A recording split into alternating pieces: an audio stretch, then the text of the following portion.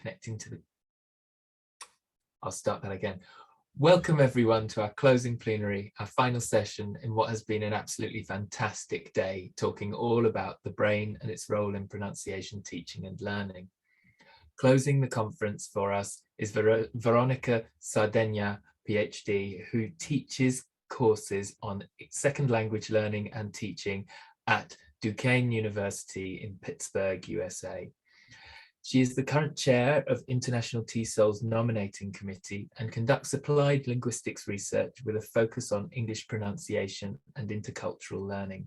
In particular, she investigates the effectiveness of strategy-based classroom interventions and the role of learner differences on learning.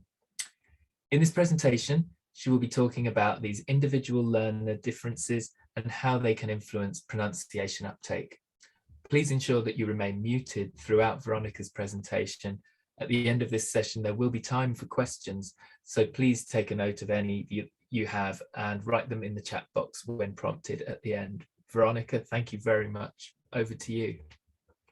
Oh, thank you, Adam, for that lovely introduction. I feel honored that I was invited to close this conference dedicated to thoughts, emotions, and expressions that affect pronunciation, English pronunciation learning. As you'll see, as I present my research and the pedagogical implications of my research, you'll see that I'm very passionate about this topic. But today I'm going to be talking specifically about motivations, attitudes, and self-efficacy beliefs, and how these learner variables affect pronunciation practice efforts. I think that we can all agree that with English achieving an increasingly global status, intelligibility in English speech is integral for English language learners' successful comprehension and communication with native and non-native English speakers. Thus, I think it's crucial that we learn more about how we can help our students improve their comprehensibility and their intelligibility. And we define comprehensibility as their ability to comprehend spoken speech, and intelligibility to the extent to which they can understand others when they speak in English. Let me start by saying that in the last decade or so, we have seen an emergence of a lot of studies and books dedicated to setting priorities and best practices for teaching and assessing pronunciation learning. We now know a lot more about what to teach and how to teach it, and also how to assess it. We have a journal dedicated to pronunciation learning as well. But comparatively, there's been much less research, fewer investigations on learner factors affecting pronunciation learning.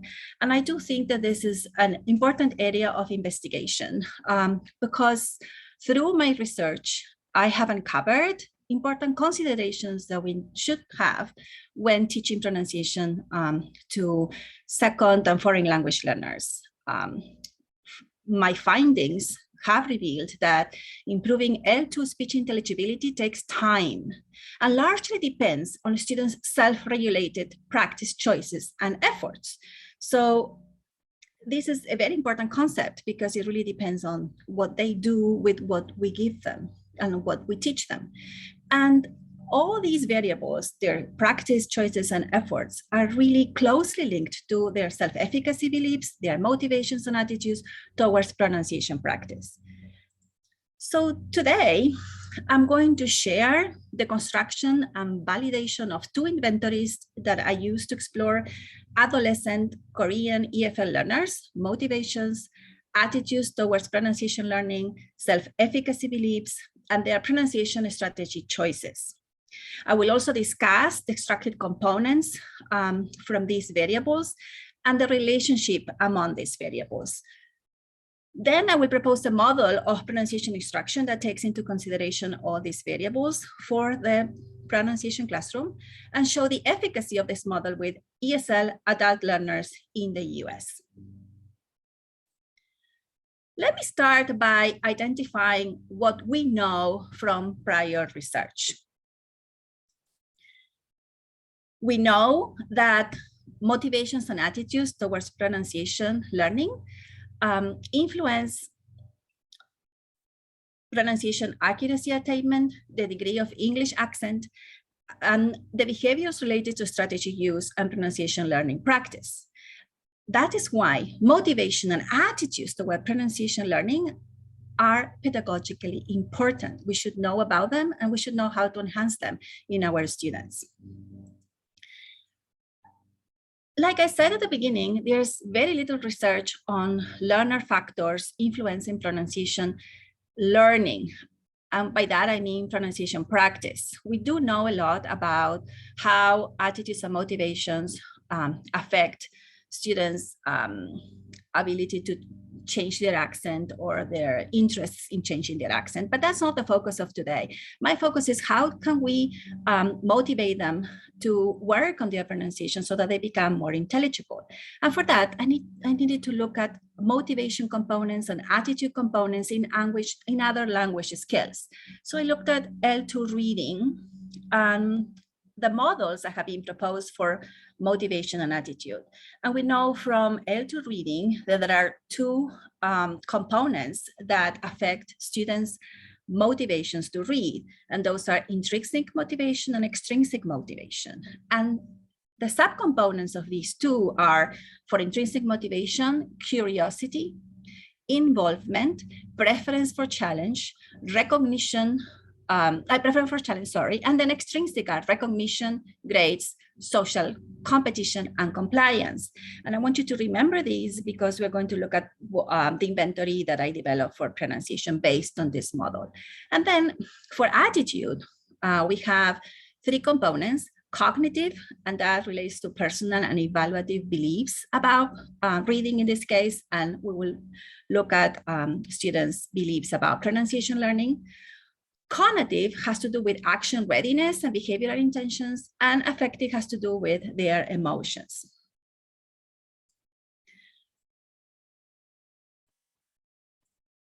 When I looked at English pronunciation, I did find information about these motivational components that have to do with ultimate attainment.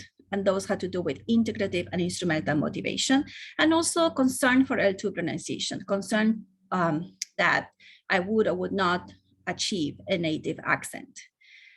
For attitude, we have literature that has shown associations between attitudes and accuracy. So the more positive the attitudes toward pronunciation learning, the higher the accuracy, and also attitudes and emotional reactions to accents.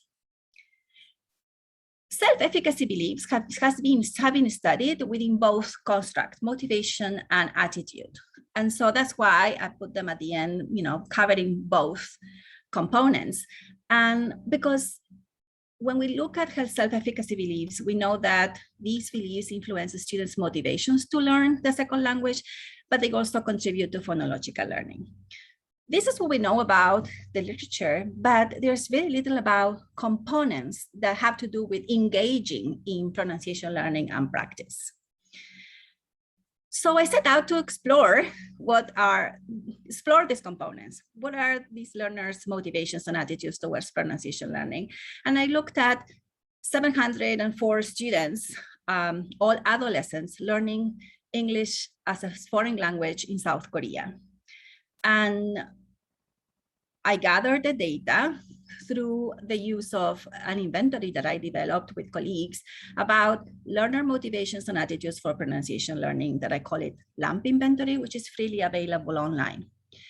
The important thing to remember when we look at the data is that these learners did not have any pronunciation instruction. So we're going to be looking at their motivations and attitudes for pronunciation learning that have nothing to do with classroom instruction, their own motivations outside the classroom. And as you can see, we have an even number of male participants and 9th graders and 11th graders to help us analyze different variables. So first, I'm going to go over the LAMP inventory and the subcategory of the subcomponent of motivation. I developed 25 items based on the literature I just reviewed on L2 reading and pronunciation. And the items had to do with intrinsic motivation, things like, I'm curious about how to pronounce new words. Extrinsic motivation, a statement that has similar statement like, I work on my pronunciation because I want a good grade or better salary. And integrative motivation, a statement like, I think I'd have more foreign friends if my accent were closer to an English accent. As you can see, the internal consistency of this inventory is pretty high. If we look at the coefficients for the 13 items in intrinsic motivation, the 8 items on extrinsic motivation, and the 4 items on integrative motivation. Then we constructed 18 items on attitude components based on the literature. And we looked at cognitive, affective, cognitive, and self-efficacy components of attitude, statements or indicators of attitude components, I would say. And a cognitive statement for these component would be, learning to pronounce well is the most important part of learning a language. An affective statement, I worry about making pronunciation mistakes in a language class. Cognitive statement, if I knew how to correct my pronunciation, I would spend at least 30 minutes a day practicing. Remember that cognitive has to do with behaviors, what dictates our behaviors, and this is a description of a behavior.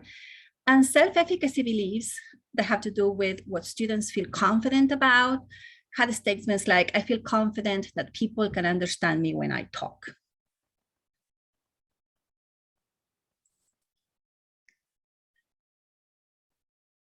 So the students completed the inventory for motivation and analysis variables, and we conducted a structure factor analysis on the questionnaire. When we talk about exploratory factor analysis, what we are interested in is on identifying indicators of underlying dimensions of a factor, in this case, motivation.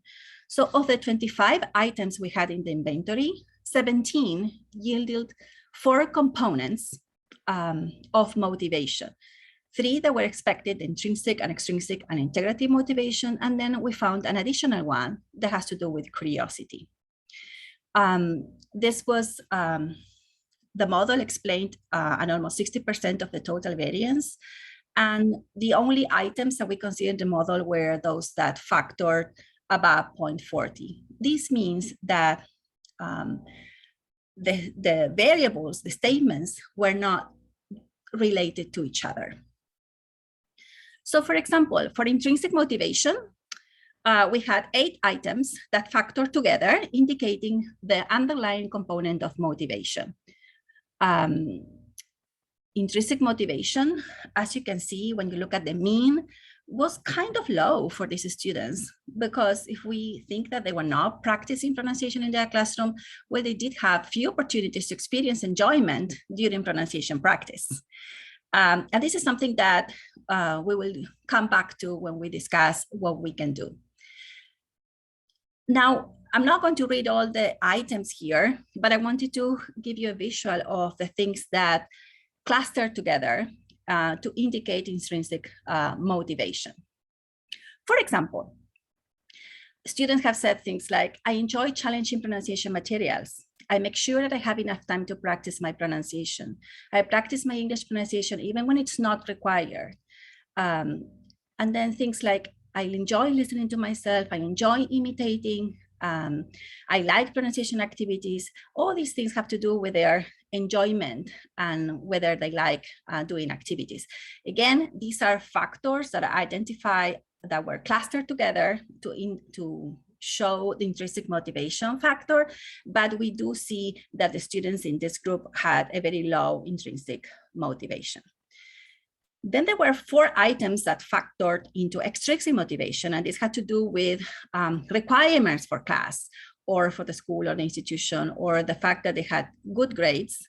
They wanted to have good grades, and that's why they practice, or even a good salary or a better salary. So we see the instrumental motives loaded with extrinsic motives. But again, we have very low extrinsic motives because there was no class focus on pronunciation. Then we have two other factors that have to do with their integrative motivation and curiosity for pronunciation. As we remember, the group were adolescent students, and so most of the integrative motivation had to do with making friends, which supports prior research in this field.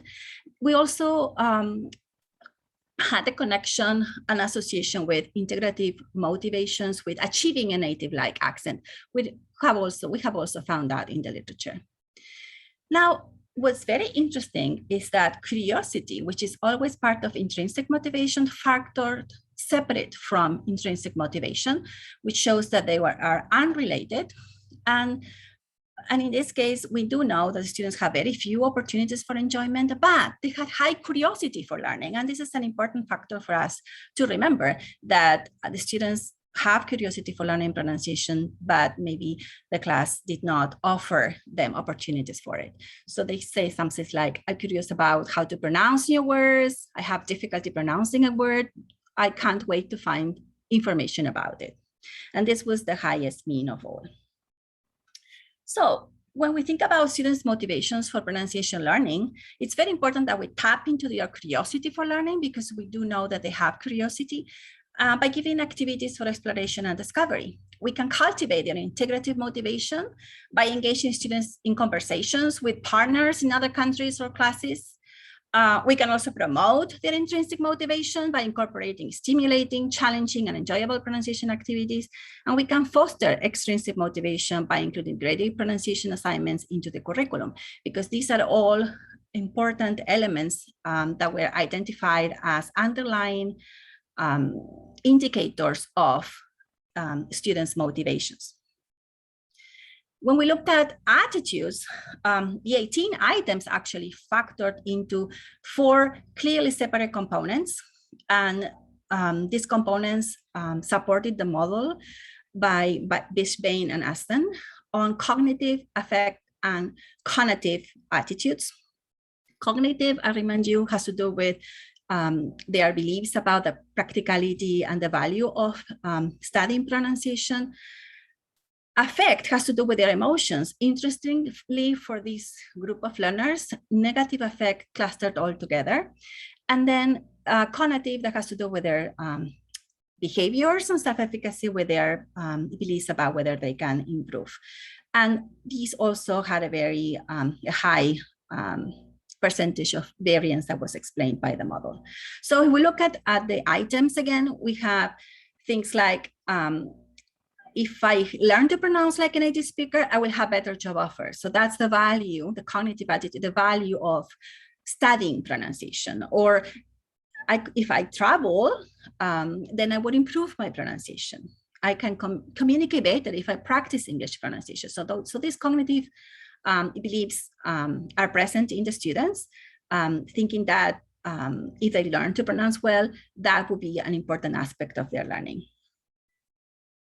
In terms of positive affect, like comfort and enjoyment, all these items that we identified previously in our inventory from the literature as comfort, enjoyment, did not factor into affect in this.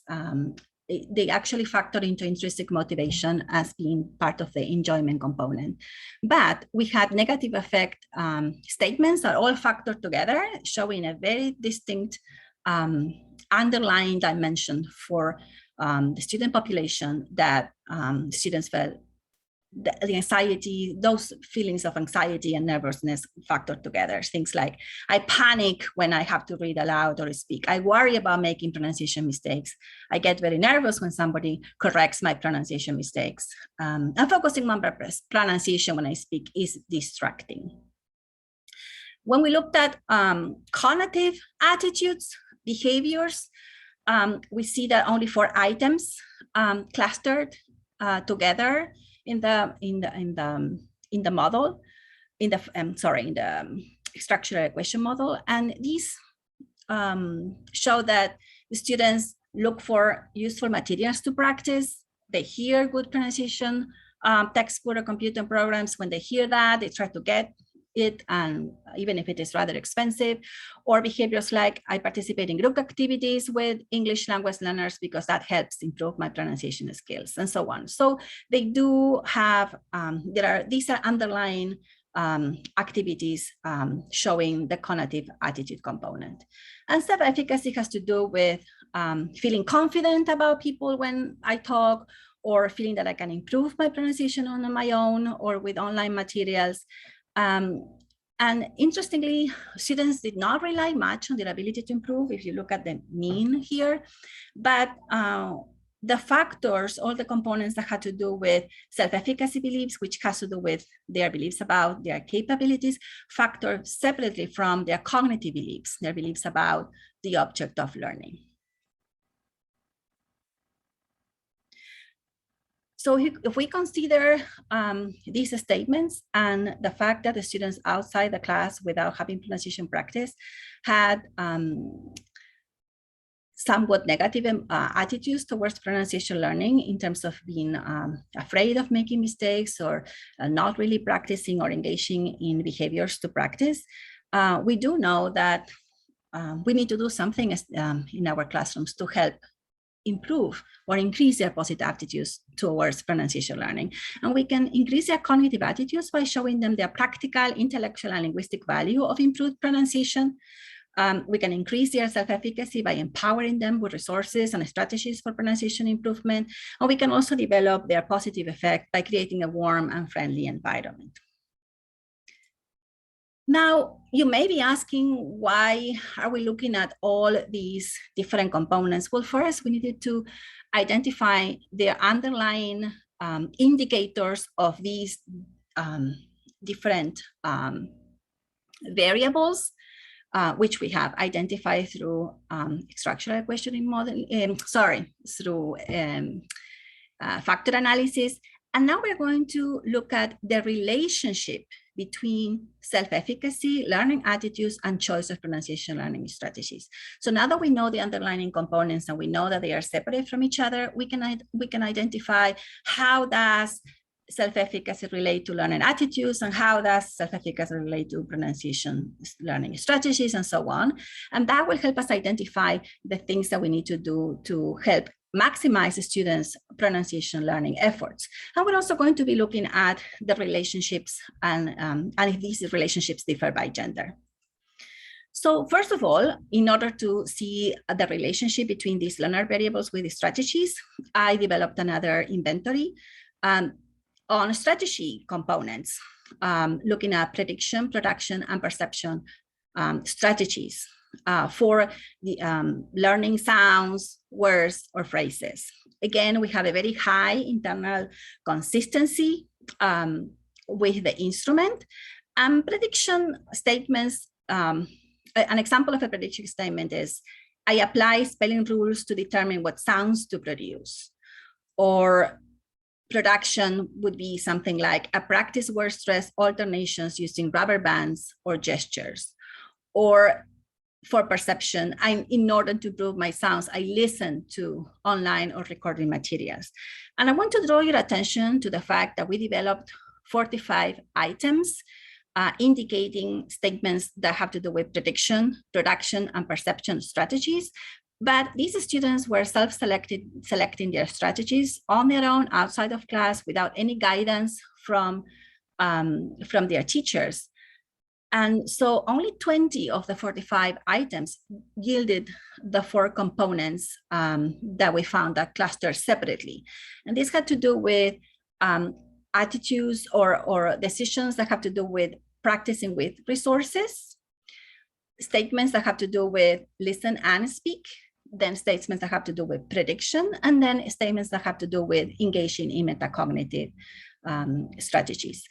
Again, it's the total variance explained is almost 60%, which is pretty high in terms of identifying the underlying indicators of students' strategy choices.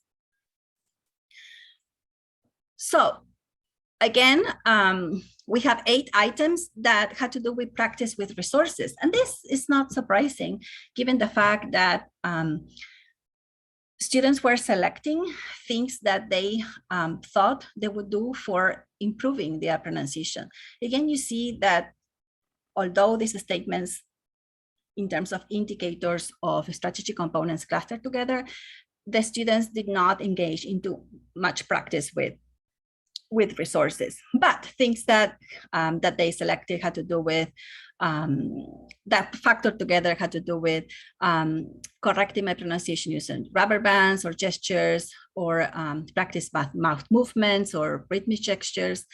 And the way that we understand this is that although the mean shows that they strongly disagreed that they did this, because of course they were not practicing pronunciation outside of class, these are factors that in the 704 students were detected the underlying component of strategy use for the group. We have the same for listening and speak. They use repetition and recorded words and sounds. And then for prediction, they use rules. Spelling, they chose the statements had to do with spelling rules to decide which syllable to stress or the phonetic symbols. And then we have metacognitive strategy that has to do with their intuitions to figure out intonation and primary stress of a phrase, or deciding intonation or primary stress of a phrase based on meaning.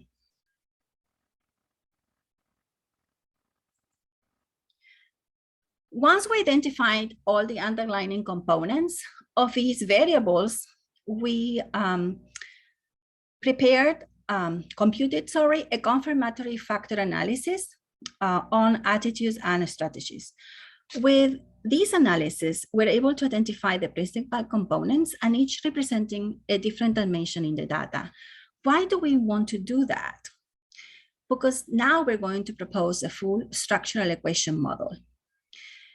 In order to propose that model, we based our knowledge of how these different factors related to each other using information from the literature. Now that we have all the separate components and the statements that have are underlying these components, we can predict that our model is going to be from cognitive beliefs at the bottom, that has to do with beliefs, cognitive attitude that has to do with students' beliefs, that we have a direct path into affect, emotions, and that we have a direct path into connection, which has to do with intention. And once the students intend to practice, then we think that we were going to have a direct path from there to pronunciation learning strategies, which actually makes them engage into their practicing their pronunciation. And that was based on the literature on Facepen and Aspen model for L2 reading. Then from second language pronunciation, we know that self-efficacy affects pronunciation learning strategies. So we drew a path from self-efficacy to pronunciation learning strategies. And then we also know that attitudes that have to do with cognitive beliefs and affective emotions are related to self-efficacy. So we drew lines towards these two paths. What we do with the structural equation modeling is now we're going to check whether our understanding of how these constructs relate to each other really is supported by the data that we have. And what we found is that the predicted model was confirmed. If you look at the coefficients and the significance of the coefficients, we see that the model and also the p-value, we see that this is a good model fit. So this model really explains what happens with these variables and how they affect students' practice choices, which we really refer to the pronunciation learning strategies. So I know I've been, focusing on statistics, but it's really important that we have this foundational knowledge on how these variables relate and see what we can do in the classroom, knowing that these variables are related in this way. So let me go over the graph to see how we interpret. The first connection, the first path we're going to discuss is from cognitive at the bottom to negative effect. We see a 0.89 coefficient. This shows that the more students perceive the cognitive values, the practical or linguistic knowledge, or the advantages of learning pronunciation, and improving their English pronunciation skills, the more likely they are to have negative effect. Why? Because they experience more anxiety and nervousness, because they know learning pronunciation is very important, and they are afraid of making mistakes. But we also see that the more worries, so from negative effect to taking action, cognitive attitude, we see also a strong path there connecting these two, showing that the more worried the students are about their pronunciation skills, the more likely they are to take action, to find time to practice and to improve their pronunciation skills. So we can conclude that having negative emotions, being worried about our pronunciation, being worried about being corrected, may facilitate pronunciation practice because students do try to do something about it. So although negative emotions can be debilitating, some negative emotions can facilitate pronunciation practice. And this is important to remember. Then if we look at behavioral intentions, cognitive here, and we look at how that relates to pronunciation learning strategies, we see that students' behavioral intentions seem to promote, because we have a positive coefficient path linking the two, promote pronunciation learning. And because we have a 0.36, we can say that this is a moderate effect. And remember, this has to do with students' strategy choices. Then when we look at self-efficacy, the path here explains that when students have high self-efficacy, they are more likely to make an effort to improve their pronunciation skills and employ pronunciation-related strategies more actively. So we go from self-efficacy to cognitive attitude, 0.60, and also for using pronunciation strategies. We also know that when students are satisfied and confident about their pronunciation skills, again, high self-efficacy, they have less anxiety, because here we have a negative path linking self-efficacy to negative effect. So if they have higher self-efficacy, then they will have more positive effect. And we know from research and from studies of classroom practice and classroom instruction, self-efficacy may be enhanced with the practice choices and the guidelines we give students, the feedback, and lots of things that we can do in the classroom. Then we looked at girls versus boys to see if the components of this model were also in place if we separated the group from girls to boys, right? And again, the model was confirmed. These are the paths towards engaging in pronunciation strategies and in pronunciation practice. But we see that there is a slight difference between cognitive attitude here, cognitive attitude and negative affect. And we see a slight difference between cognitive attitude and strategies, but both paths are significant. However, when we looked at self-efficacy to negative effect, we do see a big difference. What we can see here is that self-efficacy about pronunciation skills significantly influences girls' emotions, but not boys' emotions. This means that girls with high pronunciation self-efficacy are less worried about their pronunciation skills. This tells us the importance of enhancing pronunciation self-efficacy for girls, because that makes them less worried. Also, if we look at this path, we know that girls' anxieties regarding pronunciation practice do not affect their intended efforts towards pronunciation practice as much as it does with boys. So anxieties and self-efficacy are two important variables that will affect different outcomes in boys and girls. So what are my suggestions? Well, we should provide students with positive learning experiences. we have to strike a balance between facilitative and debilitative anxiety, because we know that anxiety can facilitate the engagement engagement in practice, but it can also be debilitating because the students may be too worried to talk or to practice. We also need to adopt an attitude that mistakes are part of improving pronunciation and allow students to use the language with less than perfect performance. By reducing competition and encouraging students to relax through games, we are going to provide students with a positive learning experience. We also need to think about realistic goals and expectations. If we prioritize targets for correction based on students' most urgent needs, we're not going to overwhelm them, and then they will experience less anxiety. We also need to provide accurate and positive feedback on their progress so that we can guide their practice efforts, and then avoid feelings of insecurity or feeling that you're not efficacious. So then why practice if I can't improve? We also can create opportunities for students to use strategies that work best for them. We looked at the strategies that factor together, that had to do with practice with resources, listen and speak, and metacognitive and prediction strategies. Those are the strategies that factored into what students do with what we give them. So then it's important that we help them select the strategies that work best for them and then be confident about using them.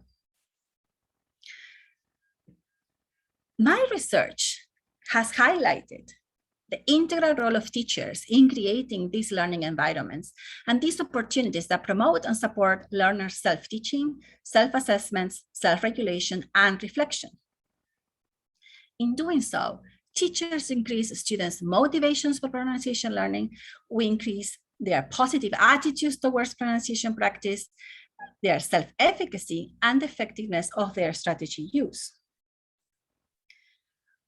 What we do know from research is that students engage in self-regulation, and that is what helps them improve. It really is what they do with what we give them. It really has to do with using the strategies outside of class and in class, engaging in self-practice, setting their own learning goals and pace, focusing on form, practicing in private, engaging in self-teaching, self-monitoring and self-assessing all their outcomes, and also, importantly, reflecting on the learning process. These are things that we cannot do for them. They have to engage in this self-regulation practice. However, there are lots of things that the teacher can do. The role of the teacher is to empower them with rules and strategies that they can use when they practice on their own. Create opportunities for them to self-assess, to monitor, to reflect on their progress, also to practice on form. Very importantly, we can help students' self-regulation effort by supporting them with speech models, with resources, with activities that help them reflect on what works, what doesn't work. And also the teacher can promote learning by producing activities or engaging students in activities that can help them or motivate them or foster their engagement in self-regulation. So I want to very quickly go over 7 steps of a pronunciation instruction model that I developed based on these learner variables and teacher variables that I found through my research that have demonstrated that students improve their pronunciation skills when teachers do these different steps. When they raise their students' awareness of what they need to improve, so we need to tell them and make them aware of the things they need to work on and the value of working on those things.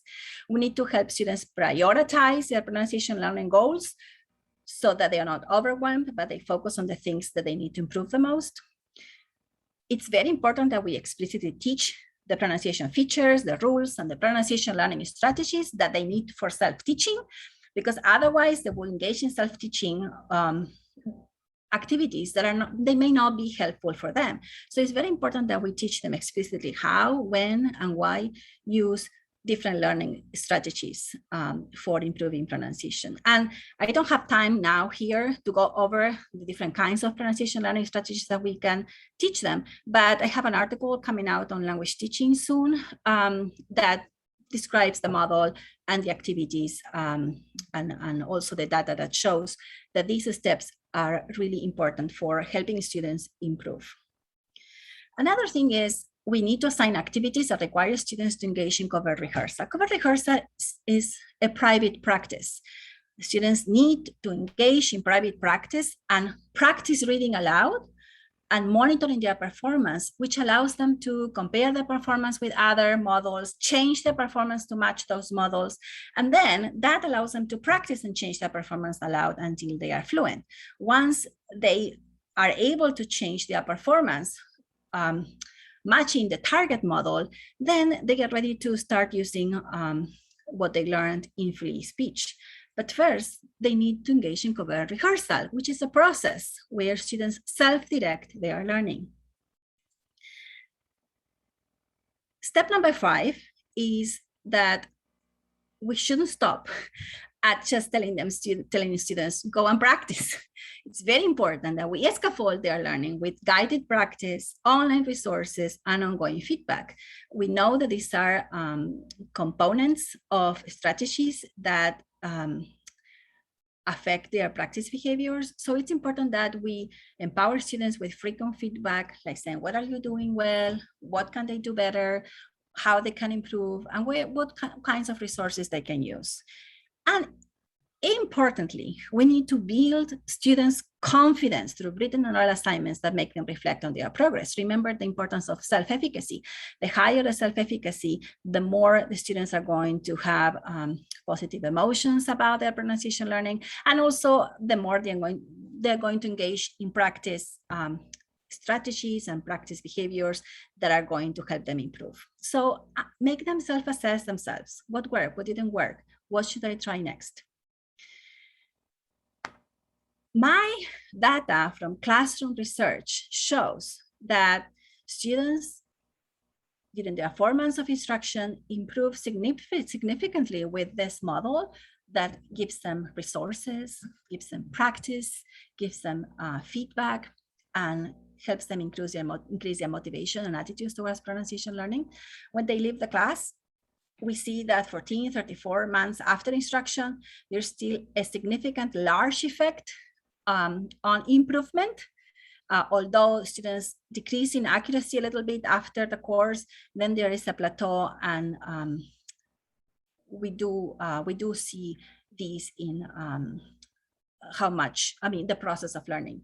So one of the things that is important about this model is that we have to help the students set new learning goals after the course ends, so that then we can guide their future self-regulated practice, so that they can jump again in their accuracy or in their work for, remember, we prioritize their learning targets. So if we prioritize new learning targets after they learn the ones that we set for them, then we're going to help them continue improving on their own. So to conclude, I think it's a good time to conclude so that we have time for questions. I know I presented lots of components and things that may be statistics, but these, you have to remember, these are important foundations for us to understand how these learner variables relate to each other. And we have classroom research showing that students' cognitive beliefs, self-efficacy beliefs, motivations, and attitudes towards pronunciation learning and practice influence their practice choices and strategies. And this has been found over and over again. Now, what's important to know about this is that we need to teach students what strategies work the best. So strategy instruction will affect the efficacy of the students' strategic choices, and ultimately their pronunciation improvement, their increased intelligibility. The data that I showed you from a course that is repeated in other courses is based on a model that teaches a student pronunciation learning strategy. So once the students have raised their awareness of what they need to learn, and they know how they can improve their their pronunciation skills through different learning strategies, these affects their self-efficacy. So our instructional decisions can enhance learning. It can maximize the students' chances of success, because we are going to be increasing students' motivations through our feedback, through the activities that we produce, and we can also develop students' positive attitudes towards pronunciation learning. Now, if we provide effective strategies, rules, and resources, and speech models and activities to guide the students' self-regulated efforts, then we will have a chance of maximizing their chances of success. So thank you, and I'm ready for questions.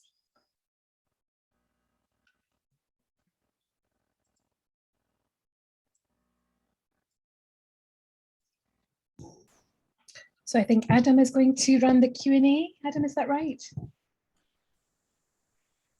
Hi, I have a question. Yeah. Yes. It's actually about how we market ourselves as pronunciation teachers in the light of all this really useful data, because you have to convey that you want to get the student from where they are now to where they could be with your tuition. To some extent, you're playing into their insecurities or their anxieties about not pronouncing English correctly or as well as they could. But then you want to do it obviously in a positive way to say it is possible for you to improve. Do you have any suggestions about how we can incorporate this kind of data and research into our marketing in a kind of supportive way, but one that is still appealing to potential students?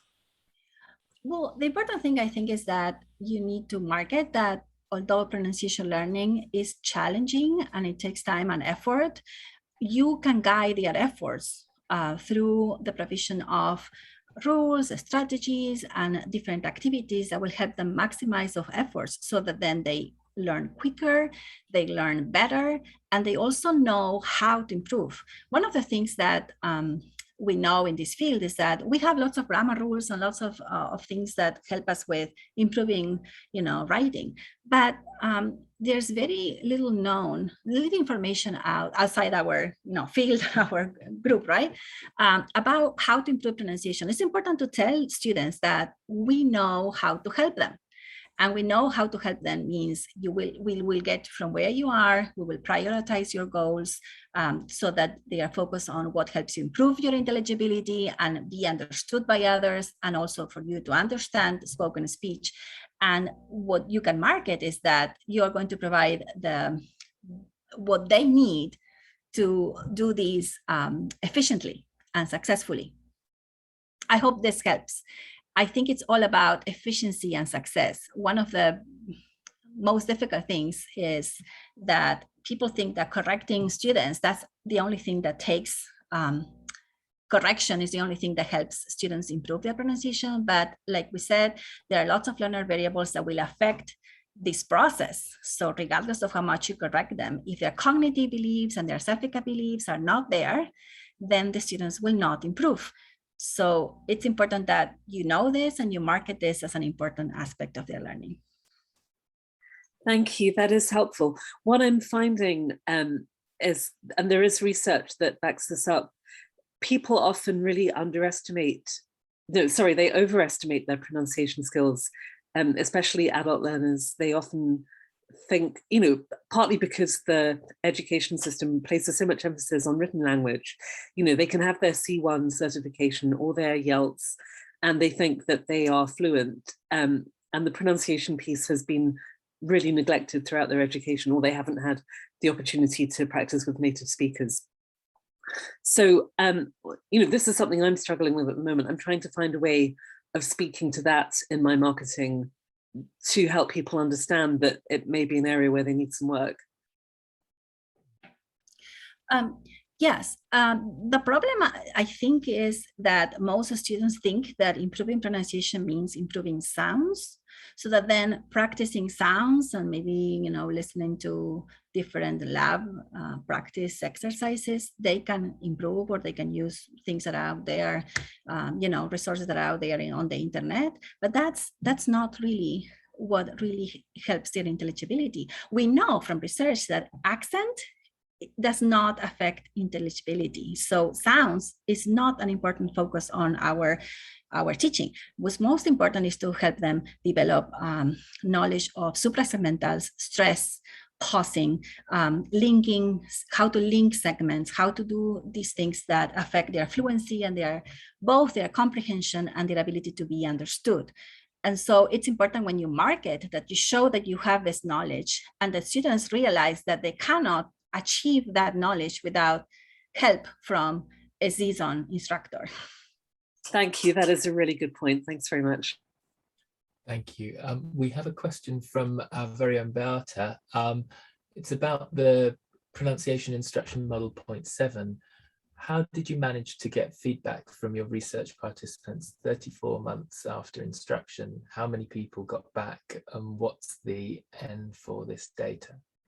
Yes, so the students that were in the course were 8 groups of learners that total around 40 participants. And the ones that came back after the course, there will be time 3, were all of them. And I will tell you how I did that. But then around 2 years down the road, many have left the university. So then it was very difficult to reach them. And it was 50% of them came back, which is a high number to show their change. And then you will see that if you read my article that's coming out in language teaching, you will see that they differed. So some came back 5 months after, some came back 9 months after, and some came back 2 years after at time 3. And then everybody came back 9 months after time 3. Why did I do that? Because I wanted to find out whether time in the United States made a difference in the trajectories of these students. And then by checking their progress and checking, the statistics and doing lots of ANOVAs and all these analyses, I realized that there's no difference. It goes up during the course, then they go down 10% because they forget some rules, but by practicing, they improve their ability to stress words, sounds, stress words and phrases and linking and all these suprasegmentals. It's all about suprasegmentals. And then by the time they come back, very nearly after 5 months after the course ended, they go 10% down and then they plateau regardless of how many years pass. This shows that being immersed in the setting does not help unless the students become aware of what they need to learn. The course raises their awareness of what they need to learn. They gives them the strategies on how they can learn, resources, and so on and so forth. So the students improve. Then they go down a little bit. But then they need another course. That's why I said set new rules, new strategies, prioritize new targets, because that is what they need to go up again, then go down and then plateau. Otherwise, 2 years on the road, they are still in that same plateau. Thank you for this. How did you do it? Like, how did you get them, all 40 people, to get back to you? Oh, I told them that I would give them feedback. That's okay, just like that. Yeah, that's the thing. Yeah, because they improved so much during the course. They were asking, they were having so much feedback from their advisors and their peers about how much clearer they became. And they actually, their self-efficacy improved. Everybody that came back, and that's why self-efficacy, I said in the classroom research, is very important. They were all very efficacious. They all thought, I came back and I'm going to have again that 20% up because I've been practicing, I've been using what you taught me, I know how to do it. But the reality is that if they do that, they stay up, let's say, with the increase, they maintain the progress, but they cannot continue improving. These are very few that continue improving because they don't have new information to work on, because you gave them priorities. They focus on their priorities, they got to an 80% improvement, then they need more information on how to improve other things. So that's why it's important that we meet with them and give them more guidance on how to continue. Now, they all came back because they thought they would be at 100%, super high self-efficacious, and because I would give them specific feedback on everything they had been working on. And they were interested in knowing. I did not pay them, if this is another question. No. It's about, actually, I did the same thing, so I know exactly how it works. But I didn't manage to get all 40. I mean, all the whole, number of people that participated in the original time. So congratulations on this. Yeah, well, 2 years on the road, no, but the ones that came out 9 or 5 months after they were still around in the university, they all came back. This course is a course that is given in the first semester of their studies, so they were likely to be around. Thank you. We have another question from Anastasia, which is, would you say that your model can be applied in regular English classes, or is it just intended to pronunciation classes, for example, specialized courses for pronunciation improvement? Amazing question. I like that I'm getting this question. All the data that I showed or I described just now is from a course on pronunciation. So of course, the improvement was super high, but I also have data from tutoring interventions, from small classes where we just raise their awareness of something to improve, and then the students work on that, and then they improved. And so it really is up to the teacher deciding the targets for improvement. If we're in an all English class, then we're not going to teach everything that is out there in the same way that we don't teach all the grammar rules, but we're going to focus on the things our students need the most. So by just raising awareness of a certain things that we think our group of learners need or individual learners need, then we are giving them a chance to work on that during self-regulated practice on their own with the resources, the models, and the feedback that we give them, and then they will have a chance to improve. Otherwise, if we think that we don't have time for that in the class, we are not giving them a chance to improve. Now, these chances can all be given outside of class. We need assessment on what they need, and then by providing resources, practice, telling them what to do and how to do it, then the work is on them. And they do engage in it. I guarantee it. When they see that they are learning. Thank you. Kind of linked to that, Vilta's got a lovely comment to thank you for your research, but she also would like to know, she'd love to carry out a similar study with adult students. Would we arrive at similar findings, she asks? This is another interesting question. I'm also replicating the study in other settings. What you can ask, I have inventories that are freely available online, so you can go and find them by finding my studies, and they tell you where to go.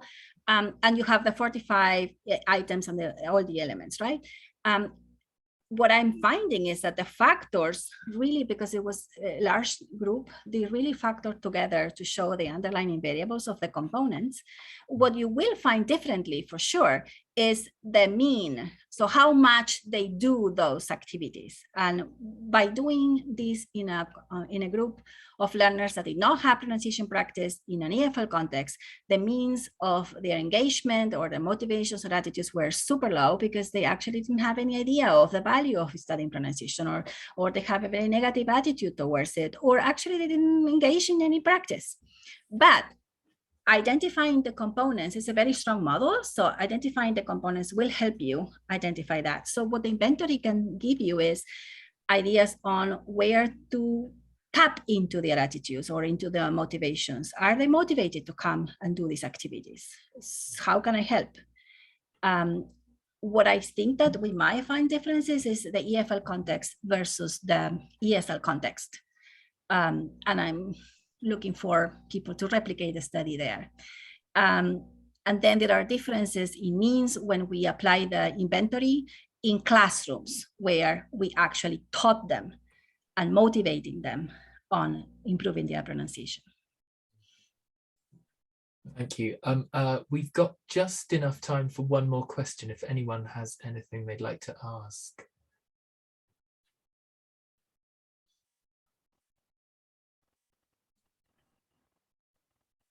I think it was such a comprehensive talk, Veronica, that you've really covered everything we can imagine.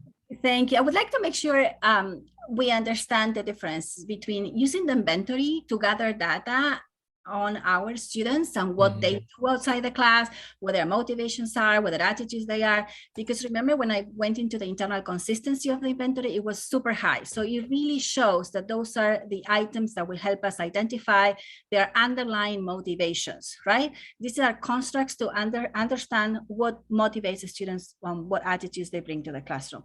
That doesn't mean that our mean, right, when they choose from 1 to 5, is going to be high.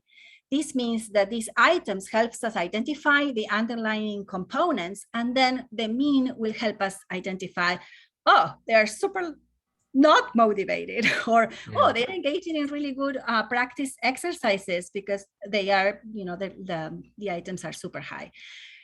And so it's important to maybe to do this at the beginning of the class, then teach them things and see if these things change. How their motivations improve, how their attitudes change. Do they have higher self-efficacy beliefs, right? And you could use the succinct, the items that factored in my group if you want a smaller inventory for your class, because it has a high validity, right? But if you want to find if this is the same in other groups, then you will have to use the whole inventory, the 45 items for motivation, and then see if it corroborates the model. Thank you. Clear of where we're going with this. I think this is very clear, and it's really tempting to go out and do it tomorrow. Veronica, thank you once again for your amazing talk and the time you've given to us today. It's an excellent way for us to end the conference today. So just a huge thank you from everyone. Thank you for inviting me. As you can see, I'm very passionate about it. So it was a great forum to discuss these learner variables. Thank you. And we hope you'll be back again at some point very soon to share some more findings. Before we finish today, I'm going to pass you over to our webmaster, Beata, who has been busily collating the discussion comments from this Lunchtime's interactive event and is going to report back to us with a summary of those discussions. So Beata, it's over to you.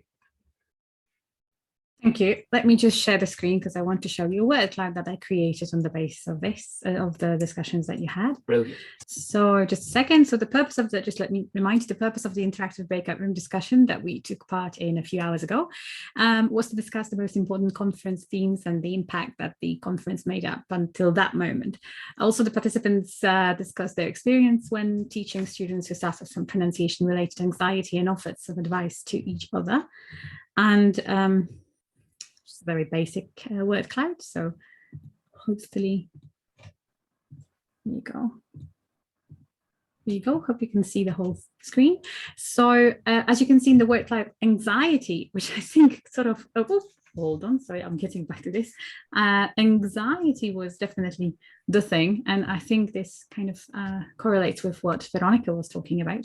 And so anxiety is the largest word over there, which means that it was discussed in many breakout rooms. And from what I know, it is, in your opinion, more related to beginner level learners and teachers of these learners. Anxiety takes up space in short-term memory, and the fear of sounding wrong also depends, as some of you stressed, on personality. Some of the discussion focused on learners' anxieties of not being able to communicate with native speakers, as this is commonly required, for example, in some language exams. Overall, the teachers were very much interested in exchanging views on how to help their learners gain confidence to develop their voice in English and help them on their learning journey and the challenges behind the enthusiasm of face-to-face group teaching that we had pre-pandemic. Another issue that was very often referred to in the breakout rooms was going beyond the prejudice of accentism and native speakerism, and how students' attitudes to their national identity may play a role on their resistance to working on the pronunciation. We definitely should be more open-minded to our students' needs. Accepting each other no matter how we sound and not letting anyone judge us by the way we sound was often emphasized in your discussions. The attendees also discussed their personal experiences of their own failures in communication, and I happened to hear a few of them, and the negative feelings around these experiences. But what's great is that our conference raised your awareness in reading more about the bias of ideal models of native speakers' mentality. Finally, some of the discussion steered towards particular references to the talks and workshops, and I don't want to reveal which ones because I would be really biased then. And the participants praised the idea of, for example, using music, audio and video to teach pronunciation, and the fact that many of the presenters focused on the real language teaching and showed also some useful technology, which I'm really personally happy about. You were really looking forward to afternoon talks, and I hope you gained a lot from them, because personally I know I have. And you also wondered about our future events, the future events organized by PronSIG. So yes, that's the report from your discussion. Thank you. Thank you very much, Beata. Does anyone want to come back with anything on that before we move on to the closing of the conference? Adam, I don't know if you are planning on mentioning this. If you are, apologies. Beata just mentioned future events, and we are having a very exciting event in November. It's still getting finalized, but it will be a workshop on intonation. So do watch our social media and keep an eye on your inbox for that, all the event details. Anyway, I'll stop talking now. Thank you. That's very good save there, Gemma. It brings me to the last things for us to say after those excellent comments there, and thank you, Beata, for collating those for us. Sadly, that brings us to the end of an absolutely amazing day, and I'd just like to share my screen one final time today. It's almost become a kind of a fetish by this point. If you can see my screen. You can see the conference schedule. Great, thank you. So it's for us to say a massive thank you to all of our speakers who have shared innovative research and practical techniques in all of the presentations which we've seen today and the workshops. The role of the brain in language learning is becoming a more frequently discussed topic, but its influence in pronunciation learning is not always as visible. So we hope that this conference has shed some light, a little more light on it, and that has given you a lot of ideas to take back to your classrooms. So a big thank you to everybody who's been involved in that today. We need to say a couple more thank yous, and this time it goes to all of the members of the PronSIG committee. As many of you know, organising an event such as this takes months of meetings, hours of discussions to plan and implement it. Every single member has contributed, helping with the brainstorming, organising, writing, marketing, and the smooth running of this event. And we're so grateful. In particular, huge thanks go to Beata, our webmaster, for all her help creating the conference programme and schedule, as well as updating the website and, of course, the summary of the interactive discussion sessions. George and Rachel for sharing all of the speaker sessions and conference updates across all of our social media channels, including several last-minute posts. And to Christina, Tarek, Taylor, Victor Carrasquero, Victor Hugo Medina Soares, Anna and Ivana for their input, feedback, ideas, and for running the session so smoothly today. The event literally could not have taken place without your help, so thank you. I'd also like to thank our conference sponsor, who's allowed us to make this event available at such a low price to everybody, and that's something that we really pride ourselves in PronSIG, that this has been an accessible event for anyone wherever you are around the world. Final thanks, though, go to all of you, our participants. We are so happy that you joined us today and appreciate you supporting PronSIG at our annual conference. We hope that it has met with your expectations and that you will join us again in the future. On the topic of the future, if you don't already, do follow us on social media to keep up to date with our latest events. We've got regular webinars and workshops, as Gemma just mentioned, and Ask the Expert events. You'll find us on Facebook, Twitter, Instagram, and LinkedIn, and soon TikTok. Also, Thanks, Melanie. Also, consider joining us and becoming a PronSIG member. The member benefits include free access to our journals, conferences, and the ability to apply for conference sponsorship and to attend the annual IATEFL conference in the UK, as well as being part of a wonderful, supportive pronunciation community. As you can see on the slide, there's so much that we do and we're expanding all the time, and it's through the support of participants and members like you that we can then keep going with that and keep expanding. So a word on certificates, as I know we know that many of you will like a record of your participation at the event today. As such, we will be sending all attendees a certificate by email in the coming days, so please keep an eye on your inbox for that. Lastly, before we say goodbye, could we please ask you to complete this feedback survey form, which I'm just going to post into the chat box now. Send it to everybody, just one person, which is the favorite error that we make on this thing. So yes, your feedback is hugely important to us, and it will inform our future events. So we definitely will try to implement all of the recommendations that you make in the feedback today. The link is in the chat box, and that's it then. Once again, thank you to everybody for participating today. We have thoroughly enjoyed spending this time with you, and we hope it's not the last event of ours that you attend. We hope you all have a pleasant evening and rest of your weekend. Goodbye from all